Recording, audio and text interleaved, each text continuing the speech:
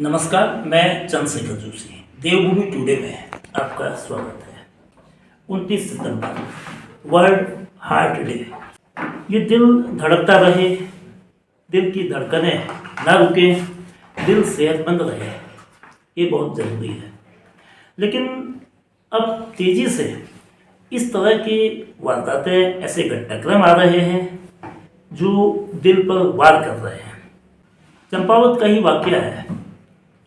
29 साल का मन्नू कठायत, ग्राम प्रधान, युवा ग्राम प्रधान, एकाएक काम से लौट रहे थे और मानेश्वर के पास हार्ट अटैक से मौत।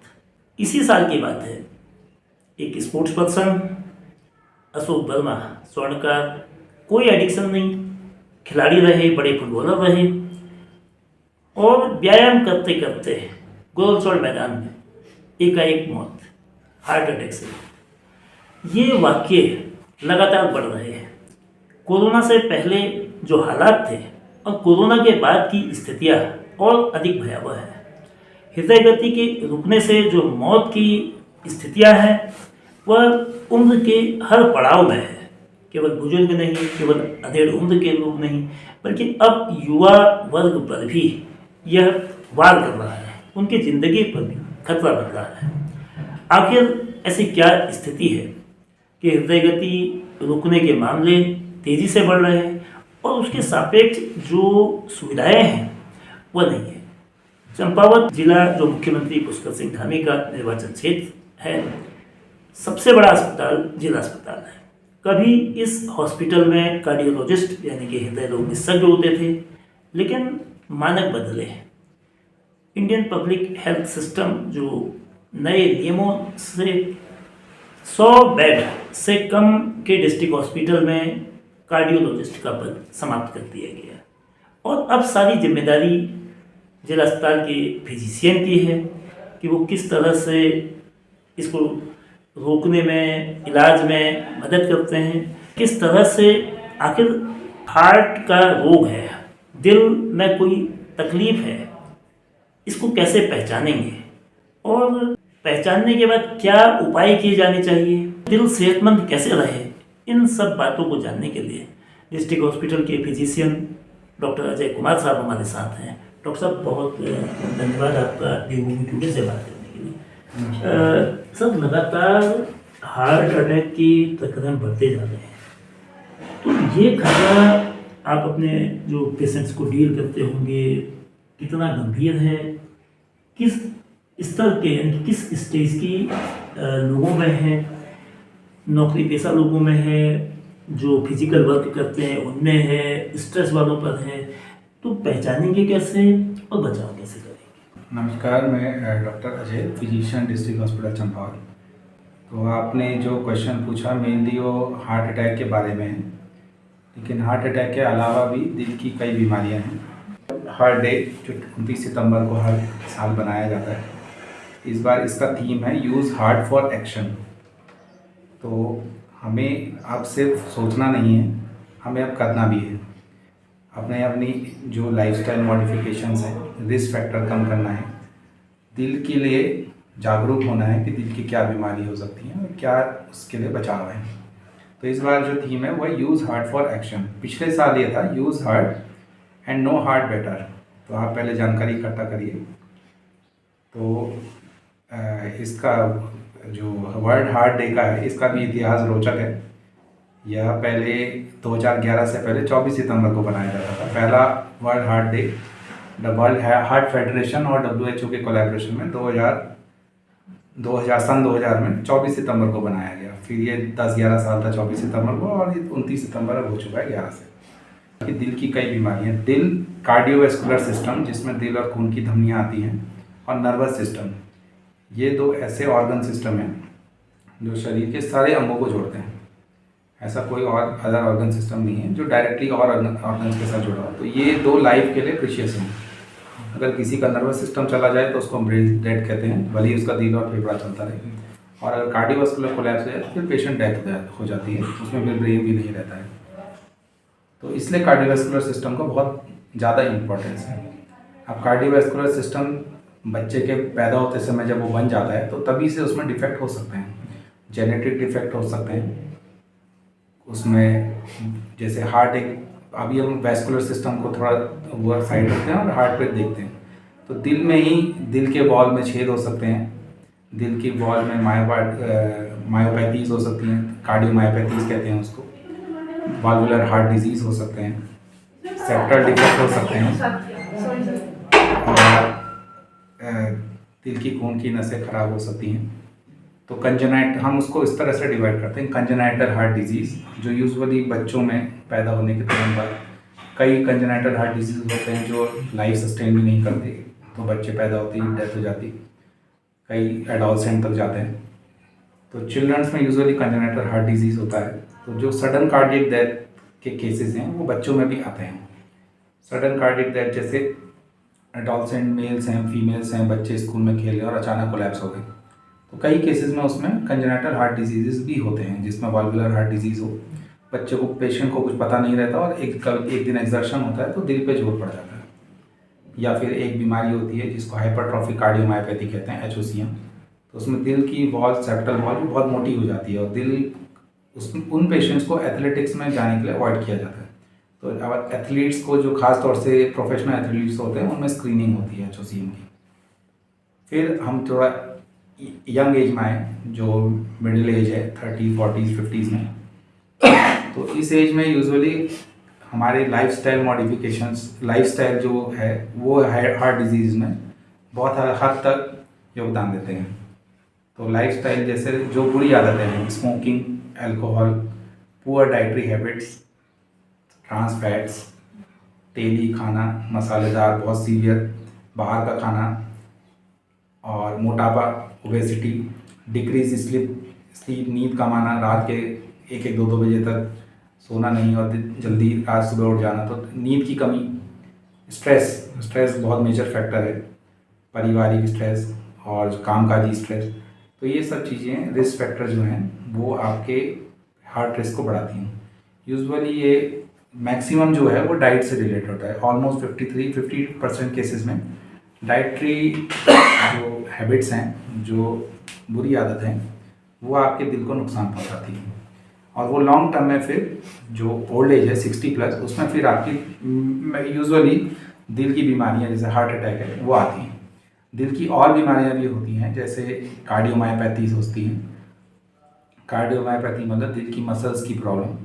मायोकार्डाइटिस हो सकता है, जैसे दिल का इन्फ्लामेशन या इन्फेक्शन, जो कोविड में देखा गया। मायोकार्डाइटिस कोई भी इन्फ्लामेटरी कंडीशन हो जो सिस्टमिक इन्फ्लामेटरी, पूरे शरीर में इन्फ्लामेशन कर रही है, स्वाइन फ्लू हो जाए, कोविड हो जाए, तो फिर वो आपके दिल के मसल्स को नुकसान पहुंचाती है और वो लॉन्ग टर्म में फिर दिल को वीक कर देती हैं। उसमें भी सडन कार्डियक डेथ केसेस देखे गए हैं। और हाँ, एक चीज़ बस मैं बोलना चाहूँगा, जो कार्डियोवैस्कुलर डिजीज़ है वो इतना लाइमलाइट में अभी इसलिए है बिकॉज ये पूरे वर्ल्ड में लीडिंग कॉज ऑफ डेथ है। पूरे साल पूरे दुनिया में लगभग रफली 2 करोड़ लोग कार्डियोवैस्कुलर डेथ के शिकार होते हैं, तो इसलिए हमको अपने दिल का ख्याल रखना है। तो डॉक्टर साहब, कैसे पहचानेंगे कि कोई व्यक्ति हार्ट की दिक्कत से, जो प्रिलिमिनरी स्टेज में अगर उसको सिम्टम करना हो, अंदेशा हो, तो किसी को अचानक चक्कर आ रहा है, चेस्ट पेन हो रहा है, तो क्या वो एसिडिटी से है या वो हार्ट रिलेटेड कोई डिजीज से है? तो इसको पहचानने के लिए परीक्षण या कैसे हम इसको ठीक से समझ पाएँ और फिर कैसे बचाव करेंगे? दिल की बीमारियों के लिए जो सबसे बड़ा परीक्षण है वो है एक विजिलेंट डॉक्टर। अगर आप एक डॉक्टर हैं, चाहे किसी पोस्ट पे हो, किसी हॉस्पिटल में हो, अगर आप विजिलेंट हैं और सोच रहे हैं कि दिल की बीमारियां हो सकती हैं, तो ही आप केसेस ढूंढ पाएंगे।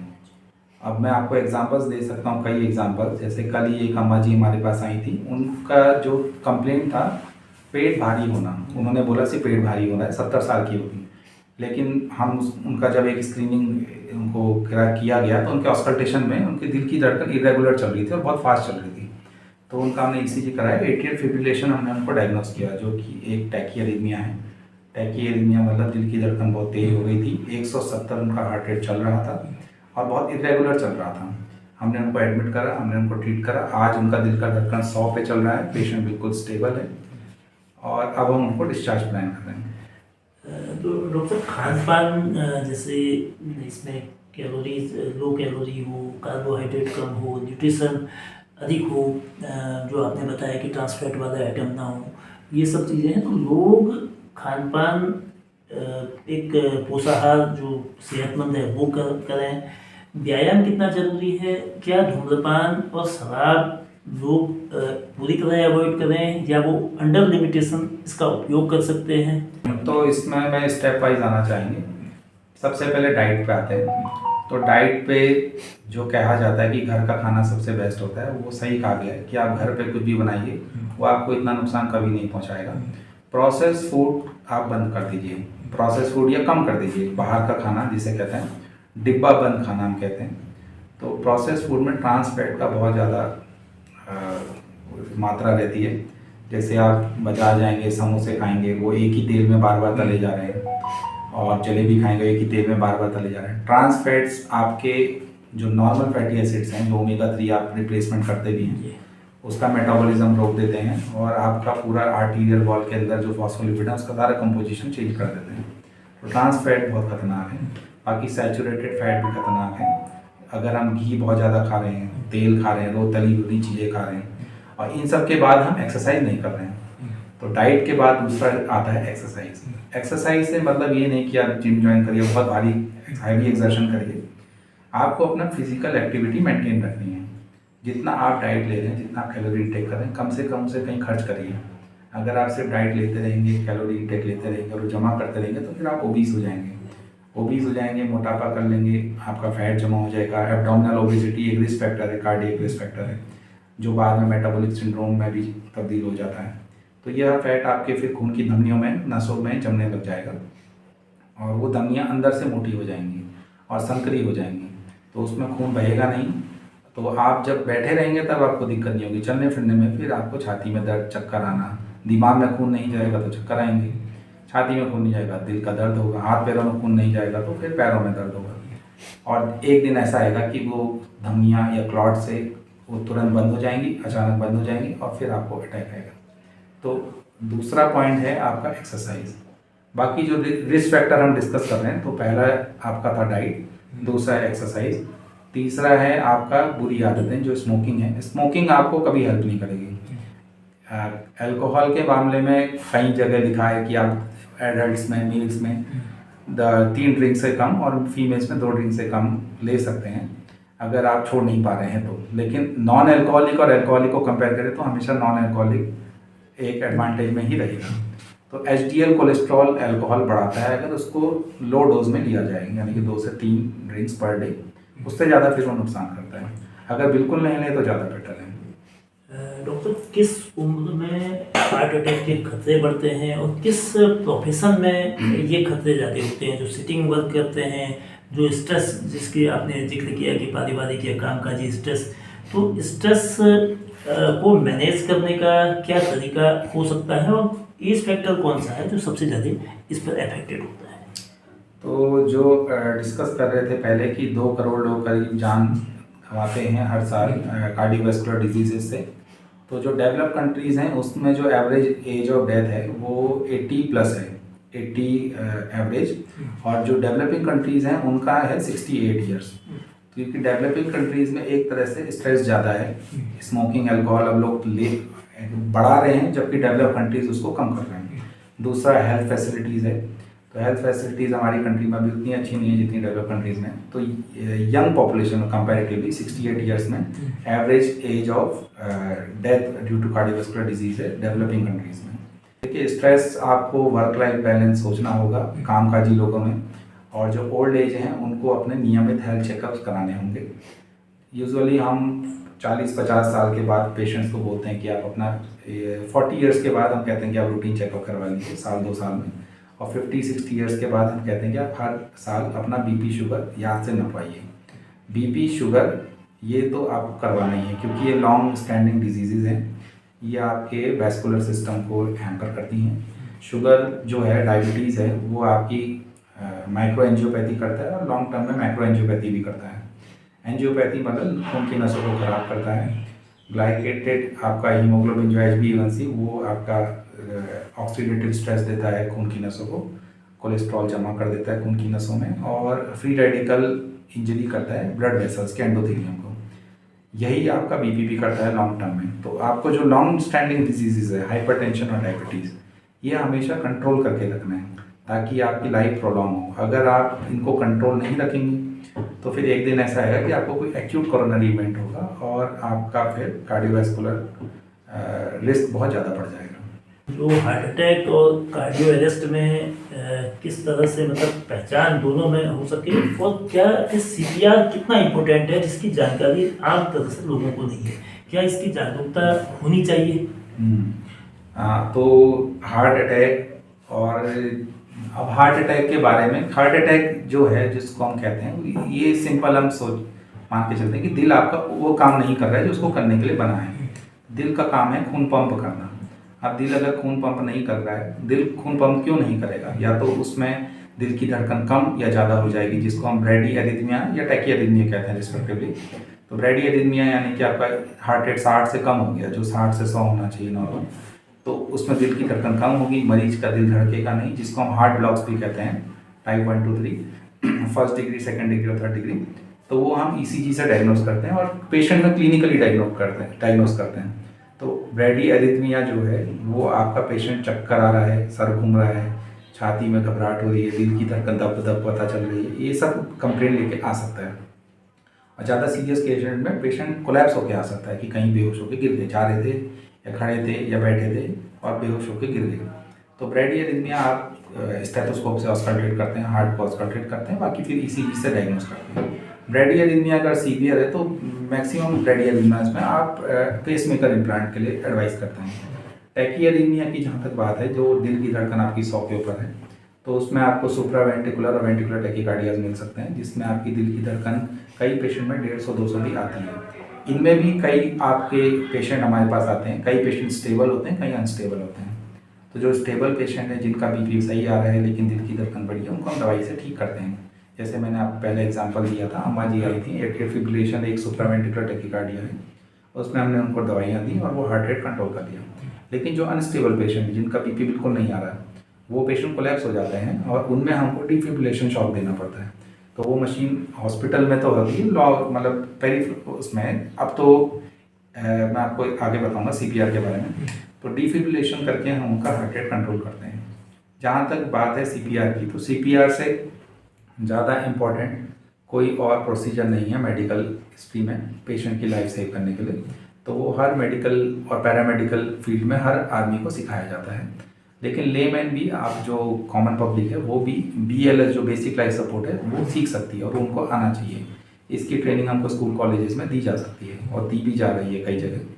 तो जो बेसिक लाइफ सपोर्ट है, जो एक लेमैन कर सकता है, कहीं कोई बेहोश होकर गिर गया तो आप उनकी नब्ज देखिए, उनकी दिल की धड़कन देखिए, उनकी सांस चल रही है कि नहीं चल रही है देखिए। अगर आपको दिल की धड़कन नहीं मिल रही है, दिल नहीं धड़क रहा है या बहुत तेज़ धड़क रहा है, तो आपको फिर उनका दिल में, छाती में कंप्रेशन देने होते हैं ताकि उनका ब्लड दिमाग तक पहुंच जाए और पेशेंट तुरंत डेथ ना हो, और इतना टाइम आपके पेशेंट को मिल जाए कि कोई आपका मेडिकल सर्विस उन तक पहुंच सके।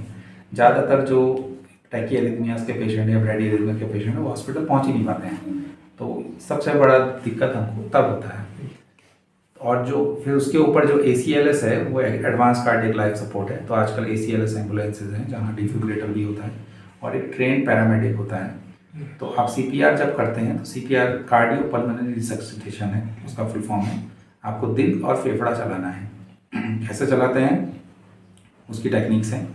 तो दिल और फेफड़ा आप चला देंगे तो दिमाग अपने आप चलेगा। अगर दिल और फेफड़ा नहीं चलेगा तो फिर खून दिमाग तक पहुँचेगा नहीं, पहुँचेगा तो उसमें ऑक्सीजन बिल्कुल नहीं होगा।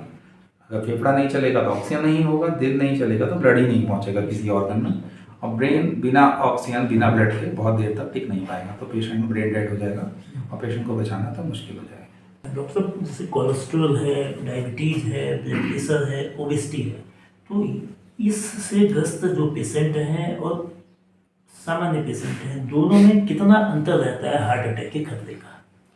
जो हार्ट अटैक हम बोलते हैं modifiable and non modifiable risk factors. Non modifiable risk factor वो हैं जिनका आप कुछ नहीं कर सकते, जैसे कि एज, उम्र बढ़ेगी तो दिल की बीमारियां बढ़ेंगी ही बढ़ेंगी। सेक्स, फीमेल्स और मेल्स में, तो मेल्स में खतरा ज़्यादा होता है फीमेल्स में टिल मीनोपॉज खतरा कंपैरेटिवली कम होता है, लेकिन मीनोपॉज के बाद फीमेल और मेल ऑलमोस्ट सेम होता है। फिर आता है जेनेटिक्स को आप चेंज नहीं कर सकते। अब ये आते हैं मॉडिफाइबल रिस्क फैक्टर में। तो ये जो आपने पूछे मुझसे, सब मॉडिफाइबल रिस्क फैक्टर हैं। आप अपना स्मोकिंग बंद कर सकते हैं, कट डाउन कर सकते हैं, अल्कोहल कम कर सकते हैं या बंद कर सकते हैं, ओबेसिटी में वजन कंट्रोल कर सकते हैं। अपना BMI आप 25 से कम रखिए, 18 साढ़े 18 से 25 के बीच में रखिए, जो आइडियल BMI है। उसके लिए आप डाइटिंग कर सकते हैं, एक्सरसाइज कर सकते हैं, जब तक आपका BMI कंट्रोल नहीं होता। और एक कंट्रोल होता है तो उसको मेंटेन रखिए। लाइफस्टाइल मॉडिफिकेशन, एक्सरसाइज करनी, कैलोरी कम लेना है और उसको खर्च करना है। जितना बॉडी कैलोरी इंटेक कर रहा है उसका यूज़ भी करिए, सिर्फ उसको जमा मत करिए। ओबेसिटी का वेट कम रखना है और डाइटरी हैबिट्स आपकी सुधारनी है। जितना आप रॉ में फूड्स, जो रफेज हम कहते हैं, गाजर मूली ककड़ी सैलेड कहते हैं, वो लेंगे, वो आपको हेल्प करेंगे। विटामिन्स युक्त सब्जियां लीजिए और फल खाइए। लो फ्रूट इंटेक और लो वेजिटेबल इंटेक अपने आप में रिस्क फैक्टर है, कार्डियोवैस्कुलर रिस्क फैक्टर, तो आप उसको बढ़ाइए। नट्स आप ले सकते हैं, ड्राई फ्रूट्स आप ले सकते हैं। जो प्रोसेस फूड है, जो बना बनाया आपको मार्केट में मिल रहा है, तो उसमें आपको क्या मिला है आपको पता नहीं, और जो भी मिला है वो आपकी सेहत सुधारेगा नहीं, वो नुकसान ही पहुंचाएगा। और नमक, लो सॉल्ट डाइट एडवाइस की जाती है। नमक, चीनी, तेल, मैदा अपने आप में ही, मैदे से जो डिशेस बन रही हैं तो उसमें यूजुअली प्रोसेस्ड होती हैं, तो ये सब चीज़ें आपको कम करनी चाहिए। चंपावत जिला अस्पताल में चूँकि कार्डियोलॉजिस्ट नहीं है, तो आपके पास जो पेशेंट आते हैं तो उनकी अगर ऐसा कुछ प्रिलिमिनरी साइन लगते हैं तो उनकी जांच ECG के माध्यम से होती है या किस तरह से उनको आगे जैसे मैंने पहले बताया कि सबसे पहले एक पेशेंट को चाहिए विजिलेंट डॉक्टर, खासतौर से कार्डियक पेशेंट में। आप पेशेंट की पल्स देखेंगे तो आपको कई तरह के ब्रेडियरिथमिया, टैकियारिथमिया डायग्नोस हो जाएंगे, डिटेक्ट हो जाएंगे। आप पेशेंट को कार्डियक ऑस्कल्टेट करेंगे तो आपको वाल्वुलर हार्ट डिजीज डायग्नोस हो जाएंगे, मायोकार्डाइटिस, पेरिकार्डाइटिस, ये आपको थोड़ा आइडिया लग सकता है। उसके बाद आप क्लिनिकली पेशेंट का पिक्चर देखते हैं। जैसे कोविड में हम पेशेंट देख रहे थे कि मायोकार्डाइटिस हो रहा था, पेशेंट चेस्ट पेन बता रहे थे, तो हम उनका ECG करवा रहे थे। ECG में आपको दिल के दौरे के पेशेंट, जिसको हम एक्यूट कोरोनरी सिंड्रोम कहते हैं, coronary artery disease leading to acute coronary syndrome, जैसे कि दिल के दौरे, ST elevation MI, non ST elevation MI, वो आपको अनस्टेबल एंजाइना, वो आपको दिल ECG में दिख सकते हैं। तो उसमें आपको तुरंत एक्शन लेना होता है। हम लोग यहाँ जो हमारे पास MI वाले, मायोकार्डियल इंफेक्शन वाले पेशेंट आते हैं, ST एलिवेशन MI, उसमें हम उनको थ्रोम्बोलाइज करते हैं और थ्रोम्बोलाइज करने के बाद हम उनको यहीं स्टेबलाइज करते हैं। जब वो स्टेबल हो जाते हैं तो फिर हम उनको ऑप्शन देते हैं angiography, coronary angiography and stent placement, जिसकी यहाँ सुविधा नहीं है क्योंकि कार्डियोलॉजिस्ट नहीं है। तो यहाँ उसके लिए फिर हम उनको एडवाइस करते हैं और उनको आगे भेजते हैं। लेकिन एंजियोग्राफी से पहले जो हम यहाँ कर सकते हैं वो हम यहाँ पूरी कोशिश करते हैं कि पेशेंट हम यहीं स्टेबल करें, उसको थ्रोम्बोलाइज करें। ब्रेडियरिथमिया, ट्रैकियरिथमियाज में, ब्रेडियरिथमियाज में थोड़ा ट्रीट करना मुश्किल है। अगर किसी का 120-30 है तो उसको पेसमेकर लगाने की सुविधा यहाँ नहीं है। टैकियरिथमियाज जो भी आपके ड्रग रिजॉल्विंग है, डिफिब्रिलेशन है, हम यहीं कंट्रोल उनको कर देते हैं। जैसे PSVT है और एट्रियल फिब्रिलेशन है, सुप्रावेंट्रिकुलर टैकिकार्डियाज हैं और वेंट्रिकुलर टैकिकार्डिया VT और VFib है। 21वीं सदी एडवांस टेक्नोलॉजी की सदी है, आर्टिफिशियल इंटेलिजेंस की है, लेकिन 21वीं सदी के पहले साल वर्ष 2000 में, जैसा डॉक्टर साहब ने बताया कि 24 सितंबर को वर्ल्ड हेल्थ ऑर्गेनाइजेशन और वर्ल्ड हार्ट फेडरेशन के सौजन्य से दिल के बढ़ते खतरों को लोगों को जागरूक करने के लिए, दिल के बीमारी कम हो, आम लोगों तक इस खतरे, इस अवेयरनेस को बढ़ाने के लिए क्या उन्हें करना चाहिए, इसके लिए विश्व हृदय दिवस मनाया गया। 2011 के बाद ये 24 सितंबर की तारीख 29 सितंबर कर दी गई और 29 सितंबर से तब से 2012 से निरंतर मनाया जा रहा है। इसमें जो डॉक्टर साहब ने छोटे छोटे लेकिन बेहद महत्वपूर्ण उपाय बताए, खान पान संयमित हो, सात्विक हो, पोषाहार हो, जिसमें बाहरी खाना कम हो, सैचुरेटेड फैट कम हो, कार्बोहाइड्रेट की मात्रा कम हो, खान पान के साथ व्यायाम की वो स्थिति हो, स्ट्रेस को कैसे कम करना है वो बताया गया और शुरुआत में परीक्षण करके उसको शुरुआत में ही अर्ली स्टेज में रोका जा सकता है। तो इन तमाम उपायों के साथ अगर ये उपायों को माना जाएगा, शराब का उपयोग ना हो, बीड़ी सिगरेट धूम्रपान जैसी बुराइयों से आदमी बचेगा तो कई और तरह के डिजीज से भी अपने आप को दूर रखेगा।